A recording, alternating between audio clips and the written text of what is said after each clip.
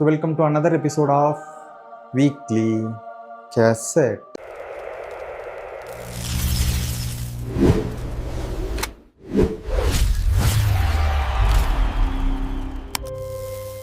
இந்த வாரம் ஏதாச்சும் முக்கியமான இல்லைன்னா ஃபன்னியான நிகழ்வுகள் ஏதாச்சும் கண்டென்ட் நமக்கு சோஷியல் மீடியாவில் கிடைக்குமான்னு தேடிட்டு இருந்த எனக்கு கிடைச்சதெல்லாம் ஏமாற்றம்.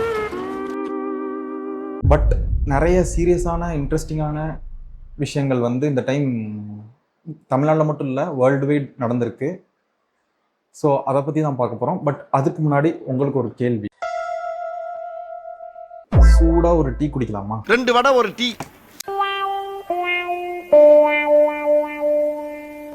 ஆமாம், அடிக்கிற வெயிலுக்கு நம்ம ஊரில் இருந்தால் நிறைய பேர் டீ கடையில் போய் குடிக்கிறதுக்கு பார்த்துக்கணும். இவ்வளோ வெயில் அடித்தாலும் டீ குடிக்கிறதுக்குன்னே ஒரு சில ஜீவன்கள் இருக்குது. சூடா ஒரு டீ போடு.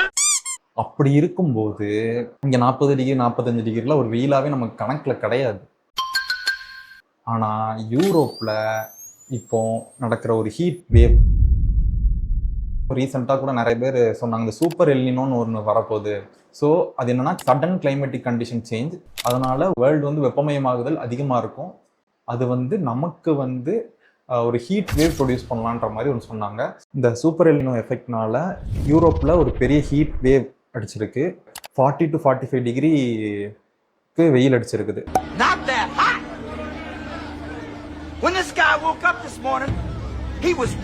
ஸோ அந்த வெயில்னால ஒரு 1300 பேர் கிட்ட இறந்துருக்குறாங்க across Europe, and more than thousands are admitted in hospitals.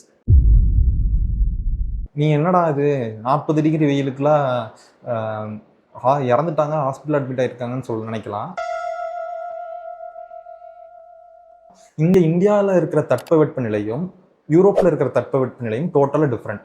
ஏன்னா இங்கே நம்ம ஹீட் கிளைமேட்டுக்கு நார்மலாக நம்ம எல்லாம் பழகிட்டோம். பட் யூரோப் நார்மலாகவே அவங்களோட டெம்பரேச்சர், அவங்களோட கண்ட்ரியோட அட்மாஸ்பியர் எல்லாமே எப்படி இருக்குன்னா, வெதர் கண்டிஷன்ஸ் எல்லாமே எப்படி இருக்குன்னா ரொம்ப மைல்டான வெதர் கண்டிஷன்ஸ்.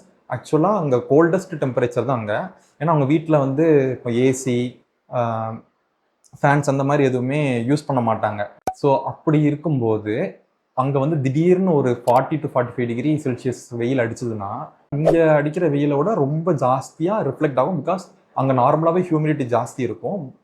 பட் இப்போ இந்த ஹியூமிடிட்டி லெவல், காற்றோட ஈரப்பத லெவலும் கம்மியாயிட்டு இருக்குன்ற போது அதோட எஃபெக்ட் ரொம்ப ஜாஸ்தியாகி அங்கே என்ன நடக்குதுன்னா வெளிப்படையாக வச்சிருக்கிற பிளாஸ்டிக்ஸ் உருகுது, ரோடு மெல்ட் ஆகுது, அதுக்கப்புறம் ட்ரெயின் போகிற ட்ராக்ஸ் கேப் ஆகுது, மெல்ட் ஆகுது. அனிமல்ஸால் மூவ் ஆக முடியல, மக்களால் வெளியே வர முடியல, வயசானவங்களும் குழந்தைங்களும் ரொம்ப பாதிக்கப்படுறாங்க. டிராஃபிக் சிக்னல்ஸ் மெல்ட் ஆகி பிளிங்க் ஆகிட்டு இருக்குது.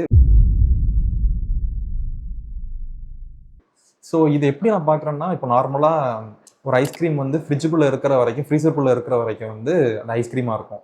பட் அது அந்த டெம்பரேச்சர் தாண்டி வெளியே வரும்போது அது மெல்ட் ஆகும். So that's what happening in Europe. வெயில்னால 1000 பேர், மோர் தென் 1000 டெத் அப்படின்றப்போ அது ஒரு எனக்கு தெரிஞ்ச ஒரு டிசாஸ்டராக தான் நான் பார்க்குறேன்.